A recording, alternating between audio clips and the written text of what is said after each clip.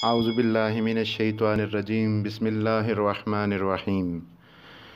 حضرت امام حسین علیہ السلام کی ولادت کی مناسبت سے آپ سب اہالیان اسلام اور مومنین کو اور محبین اہل بیت علیہم السلام کو مبارکباد پیش کرتے ہیں۔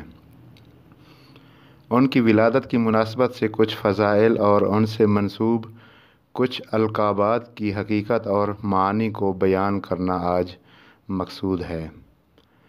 قرآن مجید میں حضرت امام حسین علیہ السلام کی فضیلت میں بہت ساری آیات ہیں۔ ان میں سے مختصر یہ کہ آیہ تطہیر، آیہ مباہلہ، آیہ ذوی القربہ، آیہ اطعام اور سورہ فجر کی آیات ہیں۔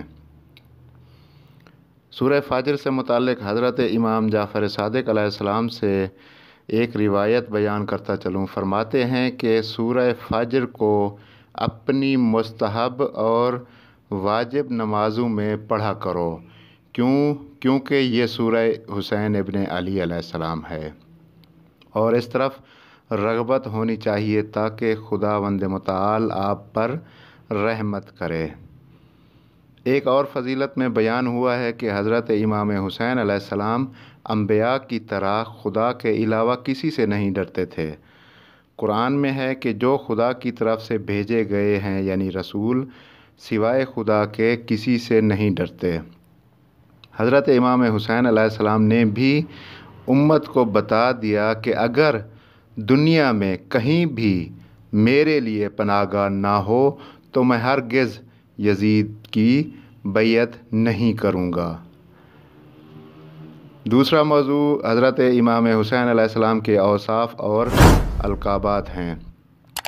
امام حسین علیہ السلام کے زیارت نامے جو معصومین علیہم السلام سے ذکر ہوئے ہیں، ان میں آپ کی معرفت اور آپ کے اوصاف و خصوصیات کو جاننے کے لیے سب سے بڑے حوالے اور دلائل موجود ہیں۔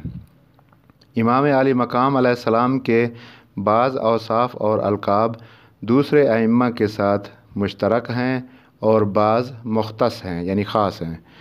جو مشترک ہیں ان میں سے حجت اللہ، نور اللہ، وجہ اللہ، اور اسی طرح جو خاص ہیں امام حسین علیہ السلام کے ساتھ جیسے سار اللہ، قتیل العبرات، قتیل الزمعہ، وتر الموتور، ان میں کسی نہ کسی پوشیدہ راز اور بلند مقام کی طرف اشارہ ہے۔ ہم ان میں سے بعض اوصاف کو بیان کرتے ہیں۔ سب سے پہلے سار اللہ ہے۔ سارا سورہ سے مشتق ہے، جس کے معنی انتقام اور بدلہ لینے کے ہیں۔ یہ لفظ خون کے معنی میں بھی آیا ہے۔ حضرت امام حسین علیہ السلام کے سار اللہ ہونے کے لحاظ سے کئی معنی بیان ہو چکے ہیں، جن میں سے ہر ایک کی مستقل تشریح ضروری ہے۔ بعض محققین کے نزدیک اس کا مفہوم یہ ہے کہ سار اللہ وہ شخص جس کے خون کا انتقام خدا لے گا۔ خدا امام کے خون کا سرپرست ہے اور وہی امام علیہ السلام کے دشمنوں سے خون کا بدلہ لے گا۔ کیونکہ سید الشہداء کے خون کو کربلا میں بہانا حرمت الہی پر تجاوز اور خدا کے مقابلے میں جنگ کے مترادف ہے۔ یہاں پر ایک بات قابل توجہ ہے کہ قرآن مجید کی سورہ مبارکہ اسراء کی آیت نمبر 33 میں ہے، جس کا ترجمہ ملاحظہ فرمائیں کہ جو کوئی مظلومانہ انداز میں مارا جائے ہم نے اس کے ولی کے لیے قصاص کا حق قرار دیا ہے۔ کوئی بھی شخص مذہب سے قطع نظر اگر مظلومانہ قتل ہو جائے اس کے وارث انتقام کا حق رکھتے ہیں۔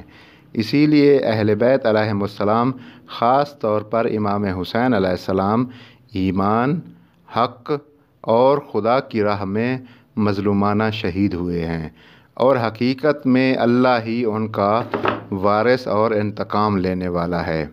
یوں سار اللہ کا مفہوم یہ ہے کہ امام حسین علیہ السلام کے خون کا انتقام اللہ تعالیٰ ہی لے گا، اور یہ لفظ اس بات کی نشاندہی کرتا ہے کہ اللہ تعالیٰ اور امام حسین علیہ السلام کے درمیان ایک مضبوط ارتباط برقرار ہے۔